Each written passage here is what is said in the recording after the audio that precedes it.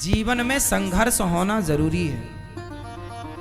हानि इसलिए जरूरी है कि हानि ना होगी तो लाभ का मजा ही ना आएगा।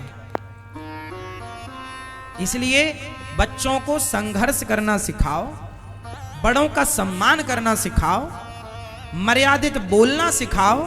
आपके बच्चों के पास बड़ी बड़ी डिग्रियां होंगी लेकिन बोलने का ढंग नहीं है कि बड़ों से कैसे बात की जाती है, तो फिर डिग्रियों का करेंगे क्या हम? जब बड़ों से बात करने की तमीज नहीं है तो क्या बात करें फिर, आपसे बताओ। इसलिए संस्कार देना भूल मत जाना साहब, बड़ा नुकसान होगा। अपनी बेटी को संस्कार दो, बेटों को संस्कार दो, अच्छे से बोलने का संस्कार, अच्छे से बात करने का संस्कार। घर में कोई मेहमान आए तो बच्चों के हाथ से भोजन परोसवाया करो। आजकल तुम्हारे बच्चों से भोजन परोसवा के देखना, इन्हें बनाना तो छोड़ो, परोसना नहीं आता। आप परोसवा लेना तुम्हारे बच्चों से भोजन, बाएं हाथ से परोसते हैं, बाएं हाथ से, बाएं हाथ से रोटी देते हैं। इन्हें ये नहीं पता मूर्खों को कि परोसना कैसे है। और ये गलती उनकी बिल्कुल नहीं है। आप मम्मी कुछ ना कर बेटी, कुछ ना कर, झूला झूल तू, कुछ ना कर बेटा तू झूला झूल, तेरा बाप कमा रहा है, कमा रहा है, तू झूला झूल। समय से जिम्मेदारी दोगे बच्चों को तो बच्चों के कंधे मजबूत होंगे। इसलिए समय पर तुम लोग तीर्थ यात्रा पे निकला करो थोड़े दिन के लिए, बच्चों को जिम्मेदारी देकर, ताकि पता लगे कि तुम्हारा बच्चा कितना मैनेज कर पा रहा है, कितना नहीं कर पा रहा। कर पा रहा है तो ठीक है, और नहीं कर पा रहा है तो जिम्मेदारी दो ताकि वो सीखे और सिखाओ। ऐसे नहीं, ऐसे काम किया जाता। समय पर बोझ आएगा ना तो कंधे मजबूत होंगे, और समय निकल जाएगा तब बोझा पड़ेगा तो टूट जाएंगे कंधे। जवानी, जिस दिन आपका बेटा पढ़ाई पूरी करे, ध्यान से सुनो, जिस दिन आपके बच्चों की पढ़ाई पूरी हो, जिस दिन, उसी दिन से बच्चों को काम पर लगाओ। ये काम करना है तुम्हें। बाप का काम संभालो तुम, बिजनेस तुम संभालो, व्यापार तुम संभालो, खेती तुम संभालो, संभालो, इसे बढ़ाओ।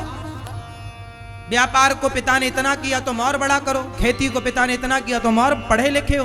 तुम्हारा बाप तो कम पढ़ा लिखा था, तुम ज्यादा पढ़े लिखे हो, तुम और बड़ा करो और बढ़ाओ। पढ़े लिखे हो, लेकिन गलती कुछ माँ बाप की भी है कि माँ बाप कहता नहीं नहीं मैं ही जा रहा हूं दुकान, तू घर बैठ। अब वो घर में बैठा मोबाइल चला रहा है, मोबाइल चलाते चलाते किसी छोरी के चक्कर में पड़ गया।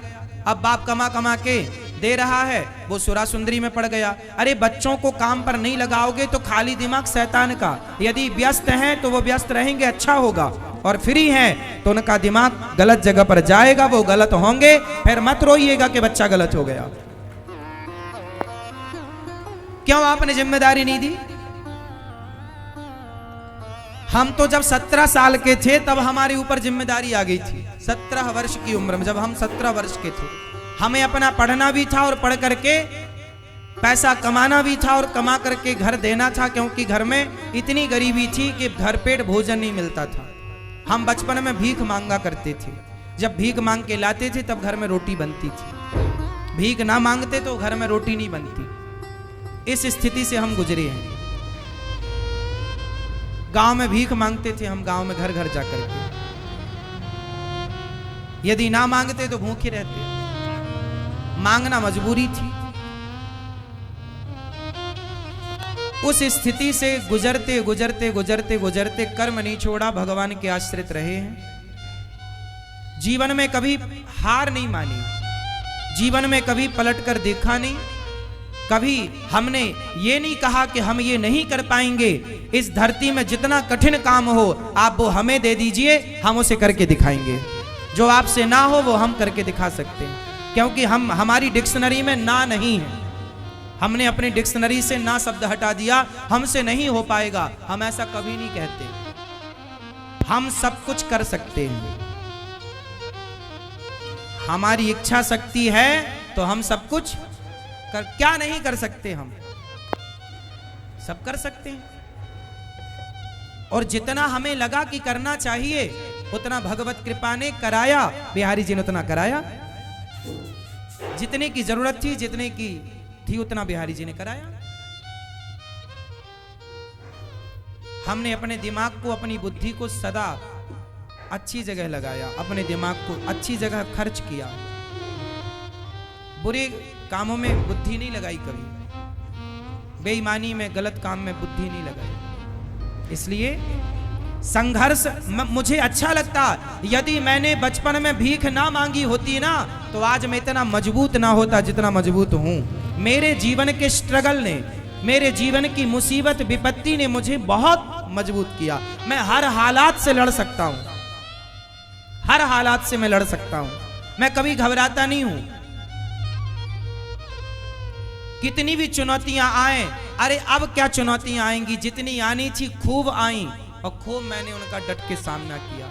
हमारे जीवन में जितनी चुनौतियां आई, मैं उतना मजबूत होता गया। मैं हारा नहीं। क्या नहीं आया? अब आप सोचिए कि जीवन में जीरो से आदमी, भीख मांगने से जो आदमी चला हो, क्या चुनौतियां नहीं आई होंगी? आपको क्या लगता है साहब, भिखारियों का कितना अपमान होता है? इस संसार में हर अपमान को मैंने सहा है। भिखारियों को लोग क्या नहीं कहते, मुझे भी लोगों ने क्या नहीं कहा, क्या नहीं सुना मैंने, क्या नहीं देखा मैंने। समाज ने सम्मान भी दिया है और समाज ने दो बातें सुनाई तो हमने उनसे सीखा भी। हमने पलटकर किसी को जवाब नहीं दिया, हमने पलटकर किसी को गाली नहीं दी। सब देखते चले आए, देखते, पलटकर जवाब नहीं। हर सुख दुख, हानि, लाभ, उतार चढ़ाव, अपना पराया सब देखा। इसलिए मैं आपके बच्चों से, मैं आपसे कहूंगा कि आप भी अपने बच्चों को ना ज्यादा लग्जरी जिंदगी मत दीजिएगा। लग्जरी जिंदगी में बच्चा खोखला होता है। आप किसी को बस बिठा दो, आप काम मत कराओ। बढ़िया एसी की हवा मिल रही है, खाने को पकवान दे दो, एसी की हवा दे दो, घूमने को गाड़ी दे दो। जो आदमी 10 साल तक एसी की हवा में बैठ लेगा, बढ़िया गाड़ियों में घूम लेगा और बढ़िया पकवान खाएगा, वो खोखला हो जाएगा। मजबूत होने के लिए ना भूखा भी रहना पड़ता है। मजबूत होने के लिए नंगे पांव दौड़ना पड़ता है, दौड़ना पड़ता है। बच्चों को मजबूत बनाओ साहब, एसी की हवा में बिठाने की जरूरत नहीं है। बच्चों को लग्जरी जिंदगी बाप ना दे। बाप तो बच्चों को स्ट्रगल करना सिखाए। बेटा मेहनत करो, कमाओ, अपना कमाओ, अपना बिजनेस करो, अपना करो। हर सुख दुख, उतार चढ़ाव को देखो, हर मुसीबत का, हर विपत्ति का सामना करो। पता लगेगा ना कि विपत्ति पर आप क्या, आपका रिएक्शन क्या है, आप कैसे रिएक्ट करते हैं, आप झेल पाएंगे कि नहीं। पहले जो राजा बनता था ना, बाप जो राजा बनता था तो बाप पहले उसे भेजता था, जा जंगल, पहले शेर का शिकार करके ला। बेटा शेर का शिकार करके लाएगा तो बाप राजगद्दी में बिठाएगा, क्योंकि बाप ये भी तो देखना चाहता है ना कि मेरा बेटा मेरे मरने के बाद ये प्रजा की रक्षा कर पाएगा कि नहीं। जो खुद की रक्षा नहीं कर पाया शेर से, वो प्रजा की क्या रक्षा करेगा। इसलिए पहले के राजा लोग शेर का शिकार करते थे, इसलिए ये दिखाने के लिए प्रजा को कि देखो मैं तुम्हारी रक्षा कर सकता हूं। एक सबसे बड़ा जान पक्षी होता है जिसे बाज कहते हैं। बाज के बारे में मैंने डिस्कवरी चैनल पर सुना। मैं पहले जब टीवी देखता था ना, जैसे आपके बच्चे लोग टीवी देखते हैं ना, मैं पहले टीवी देखता था। अब तो टीवी देखने का समय नहीं है, वर्षों से मैं अब टीवी नहीं देखता। पहले बचपन में मैं बहुत टीवी देखता था, लेकिन टीवी में मैं डिस्कवरी चैनल देखता था। हमारे घर में 2009 में तो टीवी आई पहली बार। 2009, अभी 23 चल रहा है ना, 2009 में हमारे यहाँ टीवी, हम दूसरों के घर में टीवी देखने जाते थे। जब रामायण आती थी, महाभारत आता, तब हम दूसरे गांव में जाते थे टीवी देखने, नदी पार करके। अभी दो आप लोगों के घर में टीवी कब आई? आपके घर में टीवी कब आई? किस सन में?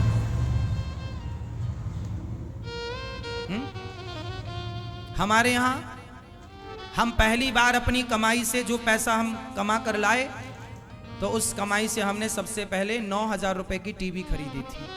आज भी वो टीवी 2009 में खरीदी थी, आज भी वो टीवी है। बचपन में हम गैया चराने जाया करते थे ना, तो हम जूता नहीं था हमारे पास, नंगे पांव खेतों में गैया चराते थे। पिताजी से जब 1 महीना तक रोज कहते थे जूता दिलाओ, जूता दिला दो, अब जूता दिलवा दो, पाँव के छाले दिखाते थे, देखो कांटा लग गया, तब पिताजी जूते दिलाते थे। क्या करें, तब लगता था पिताजी नहीं दिलाते, पर अब पता चला कि पिताजी के पास पैसे ही नहीं थे। उस समय 50 रुपए के जूते आते थे, जो खेत में किसान लोग पहनते ना, वो वाला जूता। हमारे सारे दोस्त जो गैया चराने हम लोग साथ में जाते थे, 4-6 लड़के, तो सब जूता पहन के जाते थे, टोपी लगा कर जाते थे कि धूप ना लगे, क्योंकि गैया तो धूप में खड़े होकर चराना पड़ती है, हर जगह पेड़ नहीं होता। तो मैं जूते के लिए कई बार कई सालों तक, मुझे अच्छे से याद है, सालों तक नंगे पांव गैया चराई है, सालों तक। 10-20 कांटे तो पांव में लगे रहते थे, पता ही नहीं चलता था। पैदल चलने की इस तरह आदत हो गई थी कि पैदल ही चलने की आदत थी। 10-20 किलोमीटर भी पैदल चलाओ तो पैदल चल लेंगे, ऐसे पांव हो गए थे, मट्ठर पांव हो गए थे। चलते चलते खेतों में, पत्थर में नंगी पांव थी। हर उतार चढ़ाव को हमने देखा। एक पक्षी होता है, वो बाज उसको कहते हैं, बाज की जो मादा होती है ना, माँ, जब बाज की मादा बच्चों को, जब वो गर्भवती होती है और उसे जब पता लग जाता है कि अब मेरे बच्चे होने वाले हैं, तो बहुत ऊंचे पेड़ पर जाकर के वो घोंसला बनाती है। तो वो घोंसला कैसे बनाती है, नीचे वो कांटे रखती है, बबूल के कांटे, मतलब बड़े कांटे का संग्रह करती है। बाज की मादा कांटे रखती है और कांटे के ऊपर थोड़ी सी घास ला के डाल देती है। उस घोंसले में फिर अपने बच्चों को जन्म देती है, और जब उसके बच्चे से अंडे देती है, फिर अंडों से जब बच्चे निकल आते हैं, बच्चे थोड़ा 10 दिन के 20 दिन के हो जाते हैं, तो वो क्या करती है, अपनी चोंच से पकड़ पकड़ के सारी घास हटा देती है। और जब बचते हैं कांटे, अब क्या बचे,